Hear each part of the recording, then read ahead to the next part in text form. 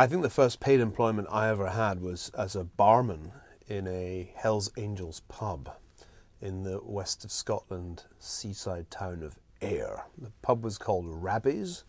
I lasted, I think, about 6 days, and it was a traumatic but instructive experience from which I've almost recovered.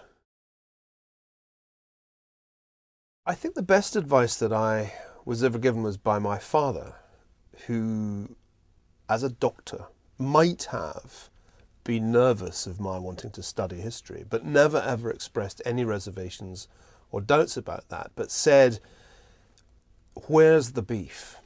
Where are you going to have substance if you go down this route? And it was under that influence that I thought, if I'm going to do a doctorate, a PhD in history, I ought to have some beef. And in the 1980s, which was when I was deciding to do this, it seemed like a good idea to learn German and to learn about economics. So I chose a subject, the German hyperinflation of the 1920s, that would force me to do both those things. And that beef I still live off. I mean, every time anybody asks me about the crisis in the Eurozone, I have the advantage that I do understand the Germans and I understand economics reasonably well. I think the career high point is the easiest.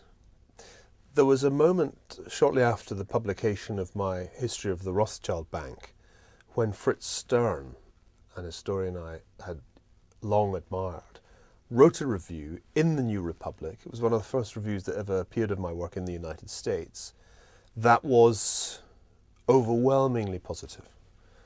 That was a very moving moment because I felt that I'd made it, intellectually. I didn't care if I only sold 10 copies. The fact that Fritz Stern rated that book so highly made it all worthwhile. It had been years and years and years in the making. Low points, I think almost all the low points of my career have revolved around interviews, usually with female journalists. So here we go again, in which I've said things that I've subsequently regretted. Candor is a terrible, terrible thing. It's a very dangerous tactic, and I've frequently been guilty of it. Forgetting some other good advice that I received from my grandfather, who was a journalist. And his advice on the subject of journalists was, trust no one, tell them nothing. And I've constantly forgotten to do that. The most important book that I ever read was Tolstoy's War and Peace, which sounds tremendously pretentious, but it is actually a wonderful read. And I read it as a teenager. And at the end of War and Peace, Tolstoy writes an essay, really, on the philosophical significance of the story that he's told. And it's really an essay in the philosophy of history. And I read it, I think, at the age of 15, and I thought, that's what I want to do. I want to do that. But on a rather lighter note, there's a very funny book by an Irish writer named Flann O'Brien, At Swim Two Birds, which is one of the funniest books ever written, though you have to have been to Ireland to really get it. The single biggest challenge that President Obama faces is that he may be confronted by a hugely difficult foreign policy decision at some point in the next 12 months relating to Iran and the Middle East. And I'm not sure that he's quite ready for that on the basis of what I've seen so far. There are lesser challenges. Can he knock sense into the heads of Congress on the issue of the deficit?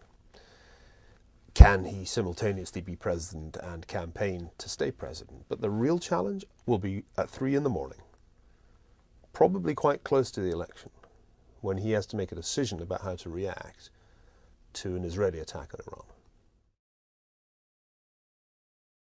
Well, my task in writing his biography is the historian's task to tell the story wie es eigentlich gewesen, as it essentially was.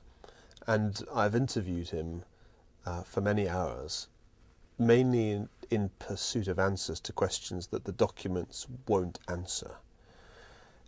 In that process, which is very different from the kind of interviews that Charlie has done with him over the years, which have tended to be very focused on current events. I've spent a lot of time trying to probe the philosophical basis of his approach to international relations, and to trace the lines from his academic career, which was that of a historian, really, although he was in the government department at Harvard, to his time in power and beyond. So I don't think I've ever done anything more difficult than interviewing Henry Kissinger. It was extraordinarily challenging because he has a formidable intellect and he's been interviewed quite a few times. So to get the kind of answers I wanted was very, very challenging. I had to ask questions that he hadn't been asked before, and imagine how hard that was. When I was a child properly, prepubescent, I wanted to be a game warden in Kenya, in a safari game park.